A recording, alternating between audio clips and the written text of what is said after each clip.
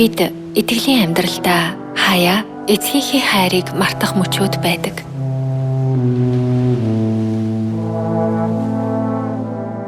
Гэвч бидний төлөө золиослогдож, биднийг үрдийн үхлээс мөнх ам руу эргүүлсэн эцгийнхээ хайрыг хизээж мартахгүй байцгаая.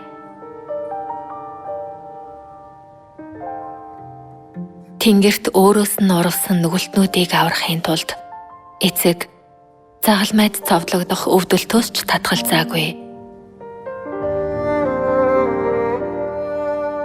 37 жилийн турш бүх зовлонг төвчиж, бүх биеийн хөхөрч няцарсан ч бидний төлөө золиос самссан.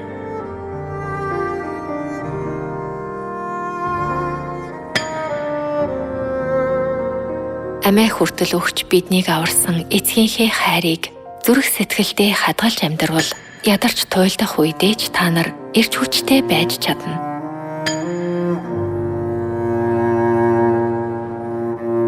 Тэр хайрыг мартаад зөвхөн өөрийнхөө талаар л бодвол хэцүү санагдах нь мэдээж. Хүүхдүүд нь амьтаа болно гэдэг баяр хөөрөөр л эцэг зовлонг төвчиж, үргэлж инээмсэглэж явсан. Биднийг аврах гэж л тэр болгоныг туулсан гэдгийг үргэлж сэтгэлдээ санаж явцгаая. Миний та нарт үйлдсэн лугай адил та нарыг үйлд хэмээн би ийм дуурай л өгөв гэж айлдсан.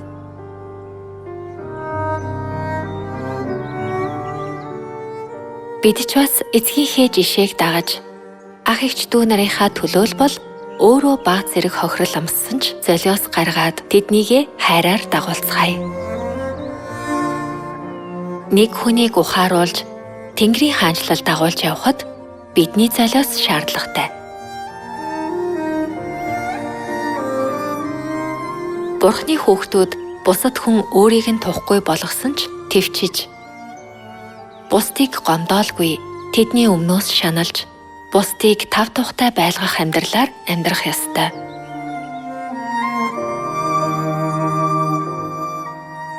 Бурхны сүмийнхэн хаач явсан буулт хийдэг, хүмүүстэй сайн мэндэлдэг, хэцүү ажлыг бусдаас төрүүлж хийдэг гэдгээрээ хүлээн зөвшөөрөгддөг. Энэ нь та бүхэн Бурхны хүслийг сайн дагаж хэрэгжүүлж байгаагийн нотлогоо юм.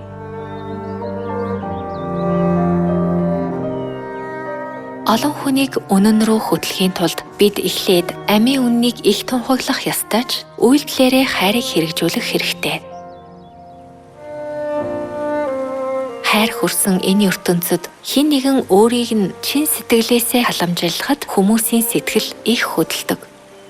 Тэгээд зогсохгүй шинэ гэрээний алгасал баярын үннийг зааж өгвөл тэд яасан их баярлах бол? Тэд намайг аврах гэж надад хайраар хандаж тэ. Тэд намайг үнэн рүү авчрах гэж их золиос гаргажээ. Тэд үүнийг ойлговол тэд ч мөн эдгээр жишээг дагаж бусдад хайр баг багаар хуваалцах болно.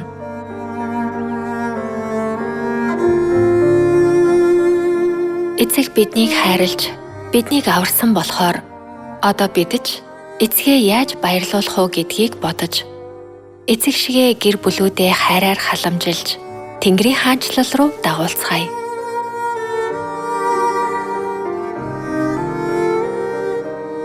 Библиэд хамгийн агуу нь хайр гэсэн тул Сионы бүх хүүхэд бусдад хайр их түгээж, төгс хайрыг биелүүлээд эцгээ баярлуулаарай.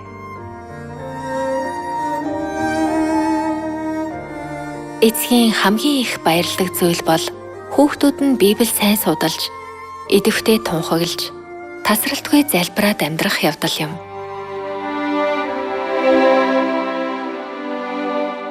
Үхэж буй сүнснүүдийг гэмшүүлж, тэднийг Тэнгэрийн хаанчлалд аваачхад эцэг баярлана. Хэрэв та нар түүний хайр золиосыг сэтгэлдээ хадгалж,